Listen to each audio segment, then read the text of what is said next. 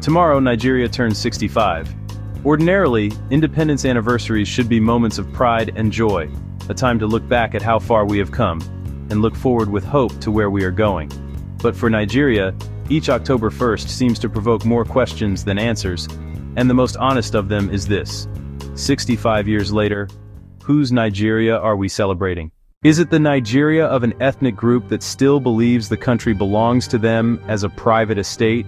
Or is it the Nigeria where another ethnic group still feels bitter that they were forced into the union?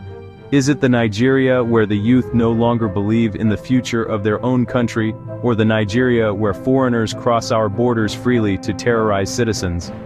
Is it the Nigeria where we do not even know our true population, or the Nigeria where leaders continue to govern without data? These questions are not rhetorical. They define the contradictions of our existence. When the Union Jack was lowered in 1960, our founding fathers promised a country of hope, abundance, and freedom. But what we got instead was a Nigeria where yesterday consumed tomorrow, and today's citizens are left to pay the painful price. Decades of reckless policies and greed have left us bleeding. We squandered oil wealth on waste instead of building industries. We shared revenue instead of creating productivity. We lived on borrowed comfort and postponed the truth. That is why the harsh realities of today are not just punishments from one administration, they are the accumulated consequences of generations that chose to eat the seed instead of planting it. And yet, instead of accepting this truth and changing course, we continue in circles. Our public conversations are dominated by excuses, our leaders by sentiments, and our citizens by denial. For years, Nigerians celebrated cheap petrol as a right, but in truth it was a trap. We celebrated easy access to imported goods, but it only fueled unproductivity. We tolerated leaders who governed by slogans, but now we are shocked at the emptiness of the treasury. This is not fate, it is the Nigeria we built, knowingly or unknowingly. Religion, which should have helped to shape values and discipline, has too often become another opium. We are a country overflowing with churches and mosques, but we are also a country drowning in criminality, poverty, corruption, and insecurity. Faith without works has become our national philosophy. We pray without producing. We fast without planning. We sow seeds in offering baskets, but not in the soil. A country where miracles replace work cannot prosper. If our churches and mosques had been made to focus on entrepreneurship, innovation, and agriculture, Nigeria would not be begging the world for aid today. The pulpit should inspire productivity, not laziness. Even the once mighty Nigerian military tells a sad story. Once upon a time, our armed forces were respected across Africa. Nigerian soldiers restored peace in Liberia and Sierra Leone, and the continent saluted our strength. But today, we struggle to defeat insurgents at home. It is not because our soldiers lack courage, it is because betrayal and corruption have weakened the system from within. Too often, the loyalty of some within the ranks is to tribe or sect, rather than to the nation. The result is that enemies thrive while soldiers die. Nothing demoralizes an army more than knowing that their sacrifices are sabotaged by the very leaders who should protect them. A country that cannot protect its citizens cannot celebrate independence with honesty. But perhaps the most painful tragedy of all is the wasting of a generation. Nigeria has a youth population that should be our greatest strength, yet it is fast becoming our greatest weakness.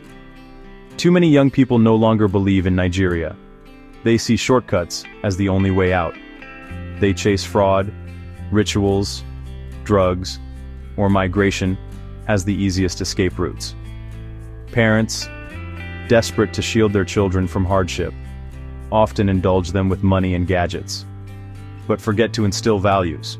We are raising a generation rich in smartphones but poor in morals. If this continues, we risk a demographic time bomb where the future is destroyed before it even arrives. So again, whose Nigeria are we celebrating at 65? Certainly not the Nigeria of our founding dreams. What we are celebrating is a nation that has survived in spite of itself. A nation that has refused to collapse completely, even though all the conditions of collapse are present.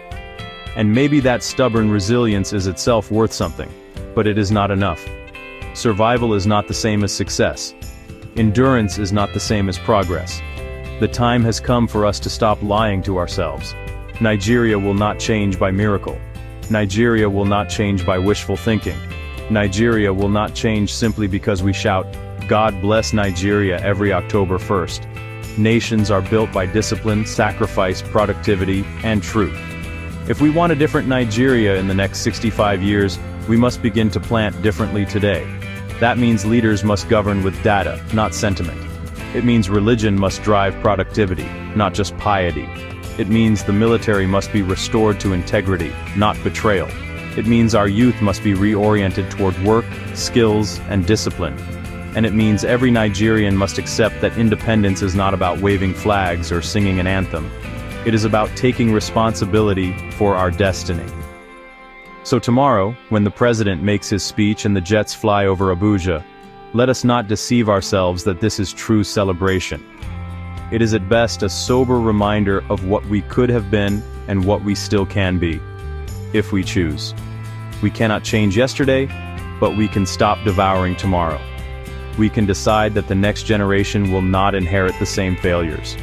We can build a Nigeria that truly belongs to all, and not to one ethnic group, one religion, or one elite class. 65 years later, we owe ourselves honesty. Whose Nigeria are we celebrating? The answer will determine whether in another 65 years there will still be a Nigeria to celebrate at all.